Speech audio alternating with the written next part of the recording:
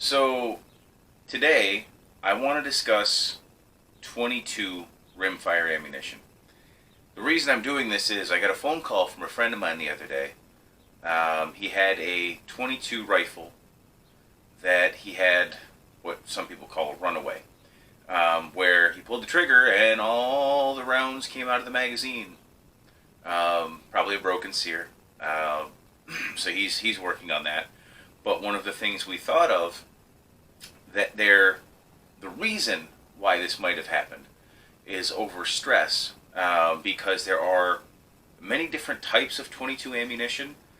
At least there used to be. Now it's kind of standardized. So I want to discuss that in case you have some of those older rifles, where running over pressured rounds through them could really hurt them.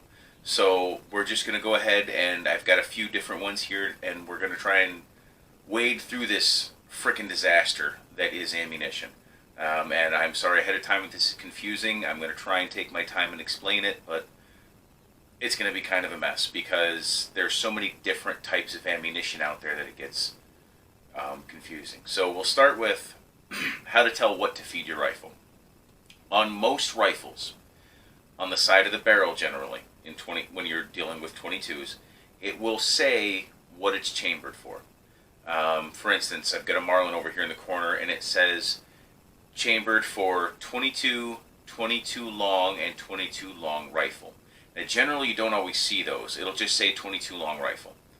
Now, if you have a firearm, especially a bolt action, that'll shoot 22 long rifle, it will shoot 22 shorts, it'll shoot 22 long, and obviously a long rifle. Now, 22 long, you very rarely see. I know I have some. I have no idea where it is. I can't find it. But there is such a thing as 22 long. It's not made commercially very often anymore, as far as I know at all. 22 long rifle is what we're all familiar with. This is, your standard 22 long rifle, be it lead nose or what have you. Okay, rimfire cartridge. We've all seen them. So the 22 long is a little bit shorter, if I remember correctly, and not as hot.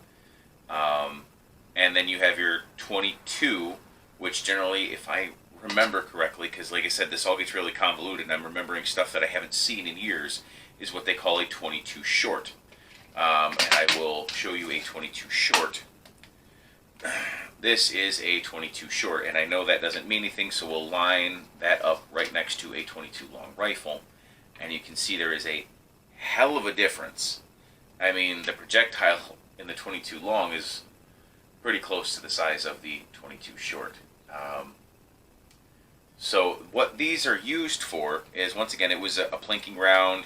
I know a lot of guys would carry them on the trap line because it won't exit the fur, so you can dispatch an animal and not worry about an exit hole as well. They're also very quiet, which is nice if you don't have ear protection or don't want to wear ear protection, or I don't know why you would, but whatever. I use them for if I'm shooting squirrels or rabbits at very close range. Works just fine. So that is the difference. Now let's just, real quickly, we'll talk about, this. So this short is doing, says on the box, 710. Now this, which is a standard one that I like to shoot, 22 long rifle, I want to say these ones are doing like 1,000. But I really don't remember, honestly. So that also gets weird. So like I said, we've got the 22 long, the 22 long rifle, and the 22 shorts. Then it gets into weirder stuff. So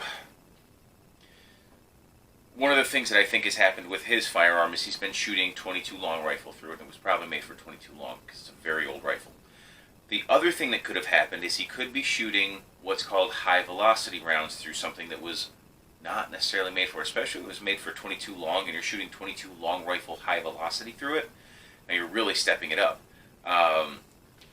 For instance, this is, the 22 quiets. Okay, they're for targets. They're not as quiet as they say they are, but it's only doing 710 feet per second. Okay, compared to, say, these Super X rimfires, which once again I want to say they're doing like 1,000. They're definitely over 1,000. So the Golden Boys are doing about 1,280. There are higher velocities out there. Yeah, so your high velocities are doing about 1280. So your standard velocity is going to be a little lower. So this, this federal champion is about 200 feet per second slower than say your golden boys or your high velocities. So if you're shooting a gun that's made for, lower velocity, that can be an issue. Like I said, especially with semi-automatic pistols, if you don't have the velocity right, if they don't have enough velocity, it won't even work the action. It's a bear. Which is one of the reasons I don't own them. There are some that are not made for pistols, but we'll get to that later.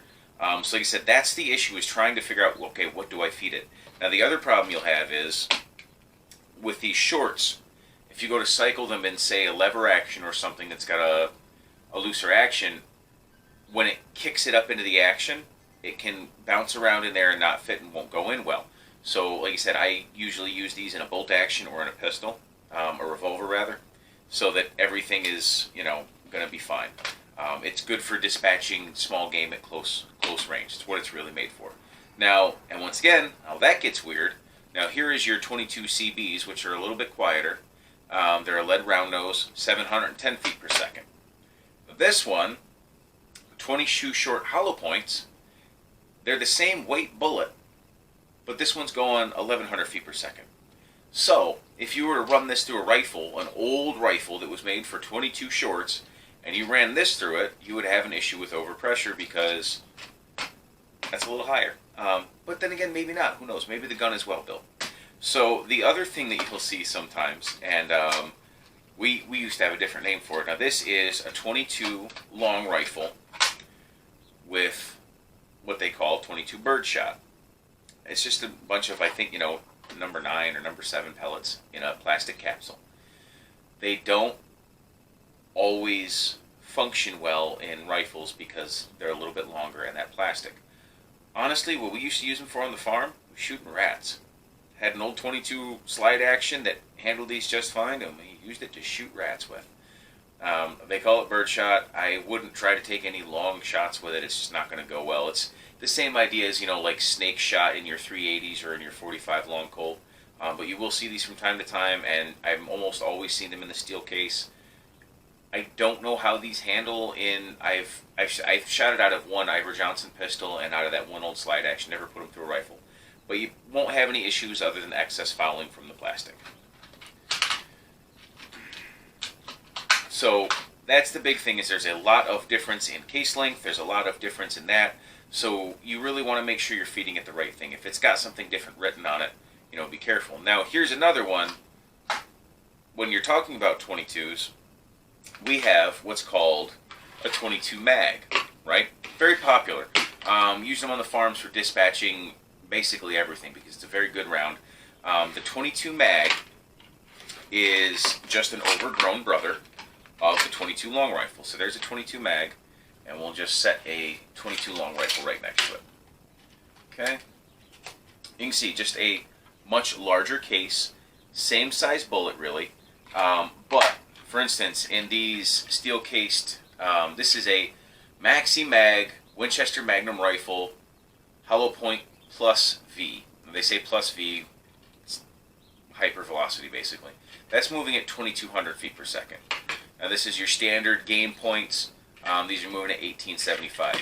So once again, this here is doing 1280. This is doing 2,200. So there's almost 1,000 feet per second difference. Large difference in velocity. And obviously, as you can see, you can't chamber this into a 22. It's not going to happen. But to understand what it's out there so you don't accidentally buy the wrong ones, they do exist. Now, even in there, there's differences. Like I said, we've got these WMR plus Vs. Make sure that your gun is okay with a higher velocity round than, say, your standard Winchester. Now, also, on the side of that, you have the old Winchester rimfire, the old 22 Winchester rimfire. As you can see, that is shorter than the 22 Winchester Magnum rifle. Okay, put them side by side here. And there is quite a bit of difference there. So if you have a rifle that's chambered in 22 Winchester Magnum rifle, you certainly don't want to be trying to jam this into it.